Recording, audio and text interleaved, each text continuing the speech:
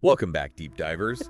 Today we're diving into, one of those stories that just gets under your skin. Oh, yeah. Amityville, the Amityville Horror. Yeah, a classic, So, yeah. so we all kind of know the basics, right? Movie, the books, all that. Yeah, the famous house, right? Dutch Yeah. colonial. Right. But we're going deeper. Let's do it. We're going past the kind of the pop culture stuff, and really like what happened there. What makes this so interesting is it's true crime, right? Oh, It's a real horrible crime, but then you layer on all this paranormal stuff, right? Right. And it gets really murky, like where's the line? Right. Exactly. And it all starts with the DeFeo family, right? 1974. 74? 6 family members all murdered Brutally murdered in their beds. in their beds. And that's terrifying enough. Horrible. Just horrible. But the details make it so much worse, you know. Oh, yeah. The thing that always gets me is how they were found, Like, hey, all face down, no signs of a struggle. right. And you think about it, they used a rifle, a powerful rifle. Loud. You think someone would heard something, but nothing. Like it was silent, yeah. It's like it was meant to be quiet, So creepy. Yeah, and then you have the son, Yeah. right? Ronald Bush DeFeo Jr. Right. He confessed. He confessed to the murders, but he also said something else, right? Oh, yeah, that's where it takes a turn. He said voices told him to do it. Voices told him to kill his family. His whole family. I mean, is he a cold-blooded killer, or was it something else? Right. He had a history of drugs and just being kind of off right. Yeah. Troubled past, some violence, so maybe he snapped, Right. But then you think about the details of the crime scene. Yeah. And you wonder, Right. So it's like this horrible crime, right? It's almost like it sets the stage for what comes next. it's like it opens a door. Yeah. Because a little over a year later, the Lutz family moves in. December 75. Young couple, kids, excited about the house, no idea about the murders. No idea what they were walking into. And the weird stuff, it starts right away. Right away. George Lutz, the dad, he says he wakes up at 3:15 a.m. every night. Every night. And that's the exact time. The exact time of the murder. It's chilling, right? Coincidence. Or something else. Right. It's like, come on. Sends chills down your spine just thinking about it. Yeah, and it's not just that, right? It gets so much weirder.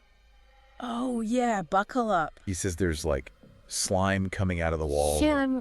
Awful smells. It's freezing cold, even though the heat is on. Like the house itself is sick. Revolting, yeah. It's like it's trying to push them out. Yeah, and then this is where it gets like movie level scary, right? Okay, hit me. George says he sees this thing, this like demonic pig. Whoa, hold on. A pig? A pig with glowing red eyes staring at his kids. Oh, come on. That's straight out of a nightmare. Right. Like, I don't know. That's where I start to go, really. I get it. But here's the thing. A priest, Father Pecoraro, he went to bless the house, right? Okay. And even he said some weird stuff happened. No way, a priest. Yeah. He said he heard a voice, booming voice, telling him to get out. Whoa. And he even got sick after, like physically sick. So even if you're, a man of faith, this house, it gets to you. Right. Like, what's going on? But wasn't there something about the priest later, like he changed his story? Yeah. That's the thing. Later on, under oath, he said some of it wasn't true. Okay, so that's suspicious. Right. And some of the other stuff, maybe there are explanations, like maybe the slime was just bad plumbing, the glowing eyes, maybe just reflections, who knows? Right. You gotta be skeptical too, right? Right, because we love a good scary story, right? Oh, absolutely. And sometimes our imaginations, they take over. Especially in a place like that, with that history. Yeah. It's almost like you want to see something spooky, so you do. The power of suggestion is a powerful thing. Right. Okay, so we've got this house, right, soaked in tragedy. Yeah.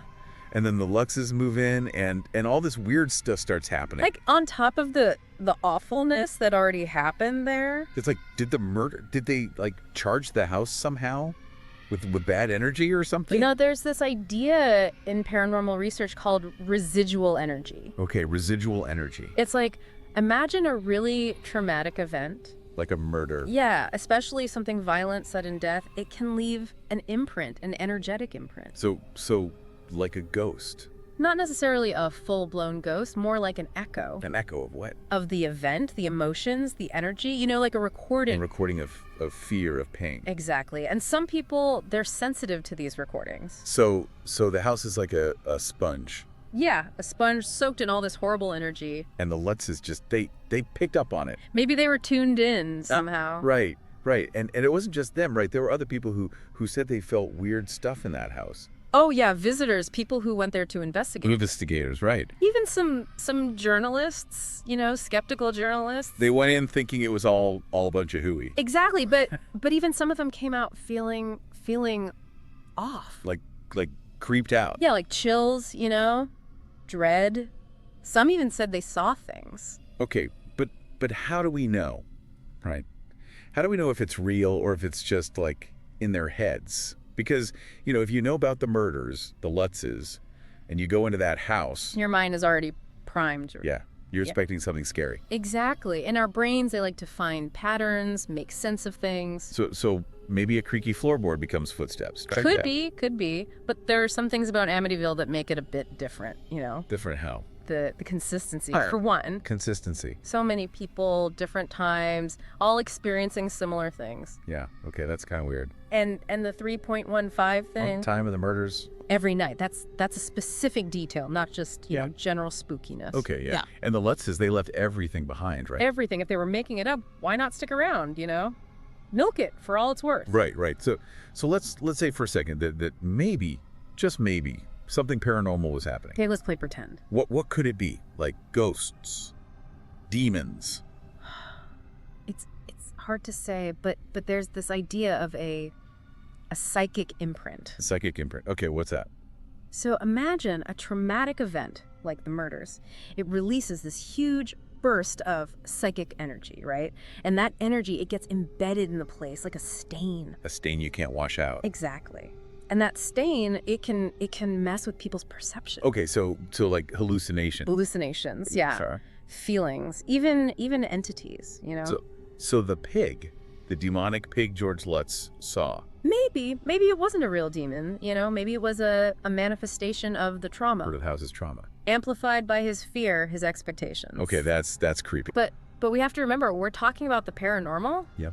By definition, it's beyond what we understand scientifically, right? So we can guess, we can theorize. But ultimately, we don't know. Right. Now, some people say that the land the house was built on, that it was a Native American burial ground. Yeah, that's a common one, right? The cursed burial ground. Like it's explaining the bad energy, you know? But is it true? Well, in Amityville's case, there's actually no evidence for that. Another spooky myth busted. You got it. But still, this house, it's like a magnet for darkness, you know? It goes beyond just creaky floorboards and cold spots. It's like something deeper. And that's what makes it so fascinating, right? Yeah. It's not just ghosts, it's human tragedy, it's fear. And it's still like grabbing people's attention almost 50 years later. Why do you think that is? I don't know. If it's a hoax, why do we still care? Because it taps into something primal, you know? Something beyond logic. Like what? Our fear of the unknown, our fascination with the dark side of human nature. Yeah. And that little voice in the back of our heads that says, what if? What if? Yeah. What if there's more to reality than we think? You know, it's almost like the house itself becomes part of the story. Oh, yeah. Not just the setting, but like a character, you know? Totally. It's like soaked in all that darkness. Yeah. And it's almost feeding off of it, right? The fear, the pain. You're like it's fuel, you know? It's creepy. So let's say, just for fun, that there is something to this whole paranormal thing, right? Okay, I'm game. What does that say about us, about how we see the world, if a place can hold on to that kind of negativity? I mean, that's a big question, right? Yeah. It makes you wonder if we've got it all wrong. Like what? Like our science, our way of understanding things, and maybe there are energies, forces, stuff we just haven't figured out how to measure yet. That's kind of scary when you think about it. It is. Like, what if there's stuff happening all around us and we don't even know? Right, but it's also exciting in a way. How so? Think about it. Imagine what we could do if we could understand those energies, harness them. Whoa. Slow down, my head's spinning. All right. Sorry. It carried away. No, it's fascinating. But let's stick with Amityville for now. Okay, back to the house. So if this residual energy, these imprints, if they're real, Yeah. does that mean we're all like vulnerable? Like I could walk into a place and just get hit with all that bad stuff? Not necessarily. I mean, it seems like some people are more sensitive than others. Okay, so like some people are just like paranormal magnets. Maybe. Like I said, we don't really know, but Yeah. it's like some people are just tuned in, you know? Yeah, to a different frequency or something. Something like that. But Amityville and other stories like it, they make you think that reality, it's a lot more complicated than we think. Right. Okay, so we've talked about the crime, the spooky stuff, the psychology, all that. We've been through it. What do we make of it? What's the takeaway for our listeners? I think Amityville, it's a story that doesn't have one answer.